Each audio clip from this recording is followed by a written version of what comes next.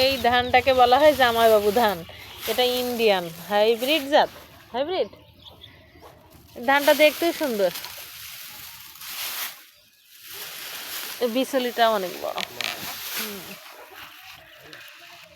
ধানের কালারটা পুরোটাই লাল, কিন্তু এই ধানের ভিতরে, এই খোসার ভিতরে যে চালটা, এটা কি লাল না সাদা? এ তো একটা অন্যরকম জিনিস।